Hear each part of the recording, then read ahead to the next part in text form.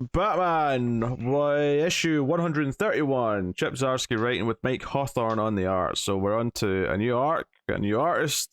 This is so yeah. So we ended the last issue with Batman kind of being Rorschach, like the end of Watchmen, and obviously we assumed he's not dead. He's went somewhere. Where could he have went? And this issue is very much about okay, he's in either another Earth, which is the most likely explanation that he himself in the book kind of thinks.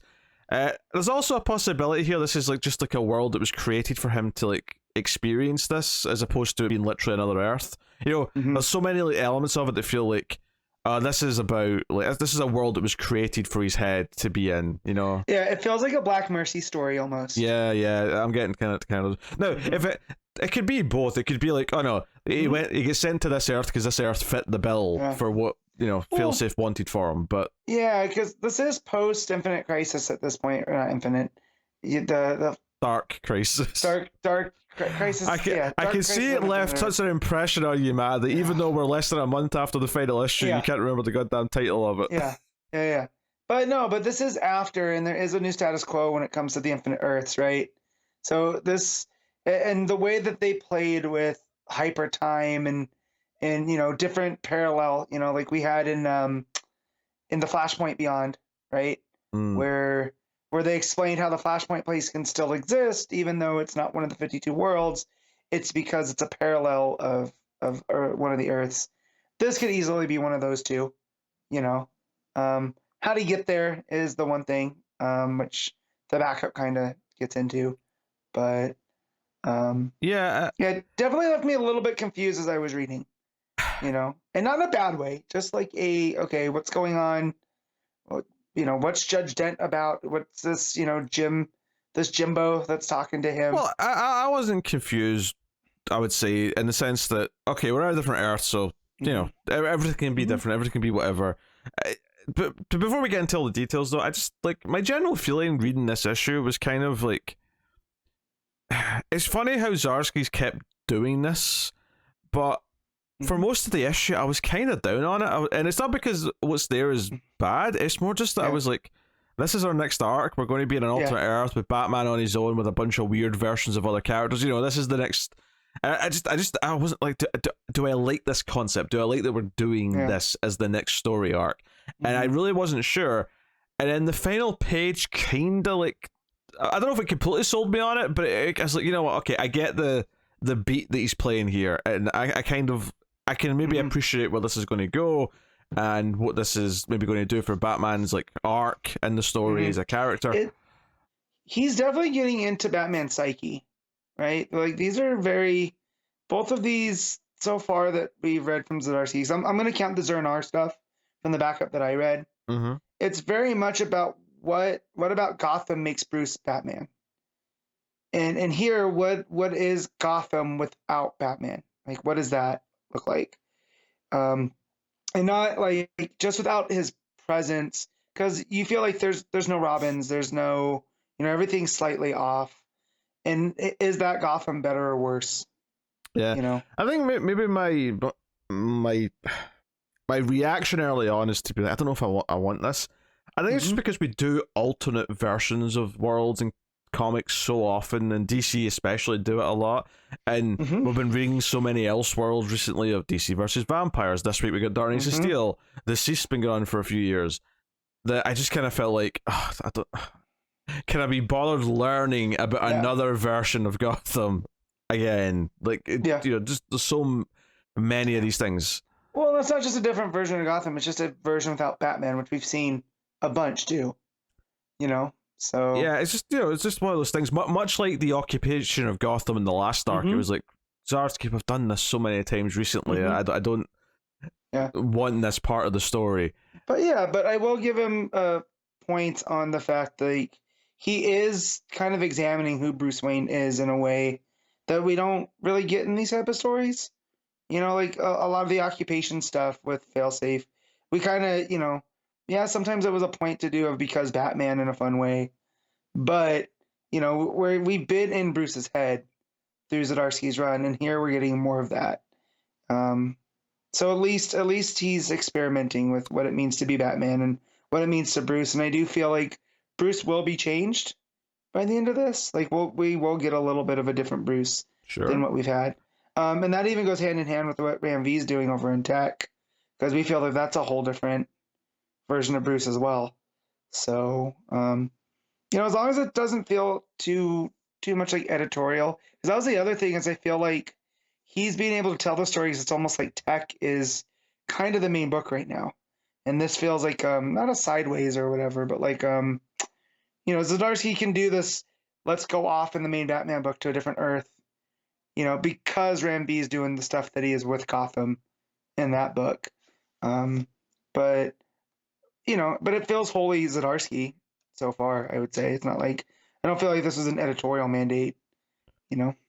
Yeah, it feels to me like just conceptually he keeps doing things that I just don't want him to do.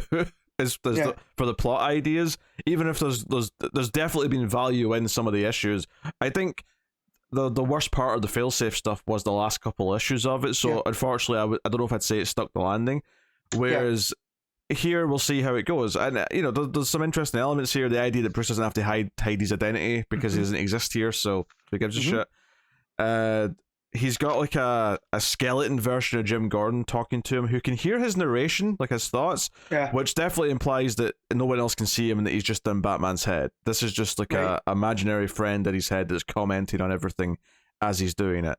And he spends most of the issues ignoring him, but he's just, the skeleton Jim Gordon's just there, wisecracking and giving his comments throughout. It felt very fifth dimensional to me too.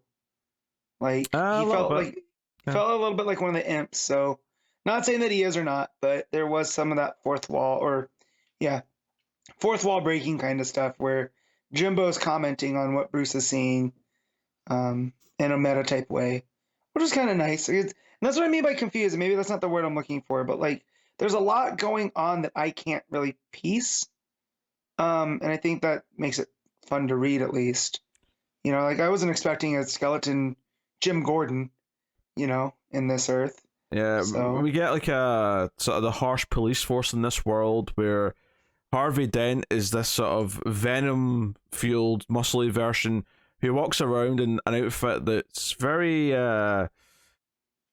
he looks like a Resident Evil villain, actually. He looks a lot like Nemesis or Mr. X walking around in this big coat. But he calls himself Judge Dent, and think Judge Dredd, except more evil, or... He's lawful evil, not lawful good. Yeah, so he's basically storming in with guns, and people are screaming and begging for forgiveness, and Bruce hears the screams and comes in and fights him, and is like, wait, this is Harvey. Oh, he's got venom in him. I can kind of deal with that. Oh no, his weaknesses that I expect to be in like a Bane aren't there.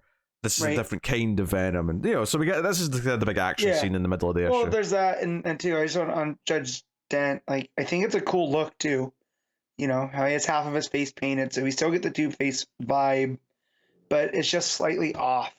So I thought it was a fun little twist on the character. Yeah, this is basically, because obviously the final point of this issue when he is... Because it's a whole thing with the place starts to... They start a fire by accident, and this kid ends up helping Bruce escape with some throwing knives. And she takes him back to like a safe place or whatever. And when they're there, this is the sort of the end of the book. There's the final sort of point and beat is that he realizes maybe Zur-En-Arrh, or Failsafe rather, sent him here because this is a Gotham that needs him that he can save, and that he can do some good here. And I think the whole idea of like this Judge Dent walking around as like a judge, jury, and executioner style character. It feels like a more dystopian version of Gotham, even if it's not technically set in the future. This feels like the sort of thing where you're watching like a movie or reading a story where you're in the future, and the police state have gotten so much more powerful, and they're more fascist in how they act, and they can just shoot you on sight and that kind of stuff. The idea that Batman's, ever since the 80s, like we've thought of Gotham as this corrupt city. Part of the reason why we accept Batman as this like sort of illegal vigilante is because the system is so corrupt and broken that it needs an outside force to actually deal with it. So the idea to like put them into a more extreme version of that, where it's not just that they're like on the take and they're doing dodgy things on the quiet. This is no, the system has gotten to it where it's openly abusive. It's openly hunting people down, like we're in Fahrenheit 451 meets Judge Dredd meets something else. So like I appreciate that final beat. That final beat of that maybe this is a version of Gotham that needs me. Is like, okay, that's a nice idea. Although I have skipped over a whole scene here where Selina Kyle and a mysterious person in a red mask and a white cape. I mean, my guess is Alfred right now for some reason. That's just what my mind went to. Well, there were mentions that because it's not Red Hood, right? No, they said something else. He's got a different name here. Because Selina's on the phone about it, talking about Penguin to this guy in this red mask, and the guy in the red mask says, "Hey, I've got a new priority for you," and there's a photo of Bruce from the apartment building where he was like fighting Den. So he's gained interest from the. I don't know if this is the crime families or whatever, but this guy in the red mask says, Bruce, I've been waiting for you.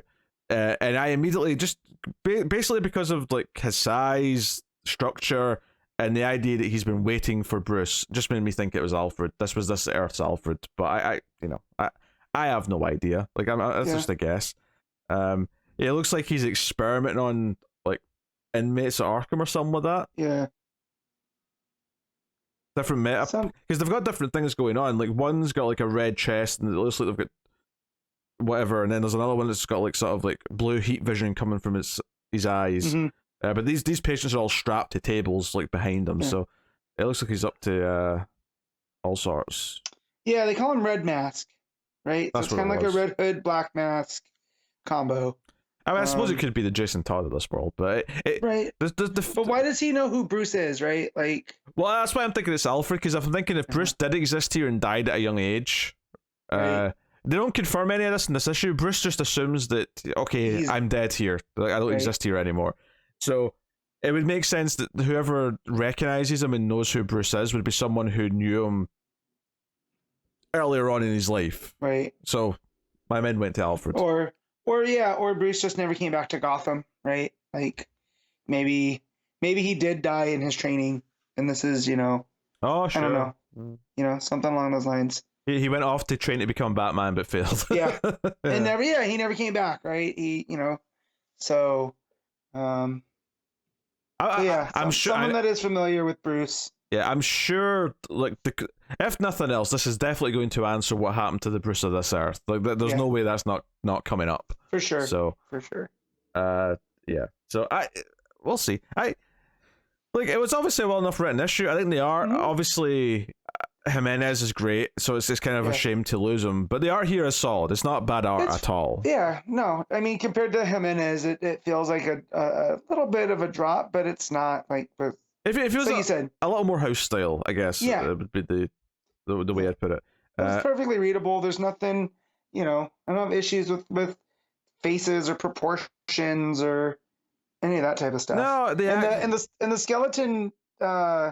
The skeleton Gordon looks really cool. Like, and the action throws well enough. The whole jumping out the window with the girl who saved him as the fire's raging on. Like, the sequence in there is all pretty solid. I can't really fault the action sequence in this at all, and I think the coloring is generally quite good. It makes each scene feel like it's in a distinct place. The last scene is bathed in the sort of the warm glow of the street lights of the night city. Obviously, the streets themselves feel a bit colder and blue and purple. Everything feels distinct. Everything sort of separates nicely. It's just not as good as Jimenez or sticks out as much. Right. So I also like, now that we're looking at the coloring and stuff, when we get to the Selina scene, it feels like very washed out in that fluorescent light. It gives it that kind of, sickishly green kind of vibe. So I like that. Which maybe presents the idea that the Selina in this world is not in a happy place. Like, this is, the position she's in as part of this crime family or whatever she's involved in, things aren't quite right. So one of the people whose lives are inevitably going to improve when Batman saves this version of Gotham is probably hers. Although not that I think she's going to be like anything close to an ally to begin with, because it feels like she's, tasked with hunting them down, or at least spying on them. So, yeah, this Batman run's been such a weird thing for me so far, because I keep having things that I don't conceptually like about it, but it keeps kind of winning me over until it didn't, and towards the end of that last arc. So we'll see what it does with this one. I really don't know. Not that we're done yet, because we do have the backup, which is also by Zdarsky, but it's Miguel Medoncha on the art and the backup, and it's basically it's following Tim. Tim Drake, as he's like dealing with the fact that Batman's gone, and he's determined to try and figure out a way to bring him back and help him. He helps Nightwing deal with some Joker henchmen who are sort of like just out for themselves. Yeah, and it's the same thing that always comes up when Batman's like gone for some reason, is that all the lowlifes like they hear a rumor and they think, oh, now's our chance, now's our time to like do something. Yeah. So the Robins deal with it, and it's basically just this idea that Dick's like, look, obviously we were all sad that Batman's gone, but I kind of trust that Batman will find his way back, because he always does. He's done this before, is the whole thing. That's what I like, that Dick is like, there's a way, and I just like that he has, like a faith in Bruce. Yeah. So, but Tim's thing is that no, he's been acting different recently. He's been struggling. I think he needs my help, so I'm going to try and help him. And it teases that the Toyman, who's committed suicide, built the gun that sent him to this other Earth or wherever he went.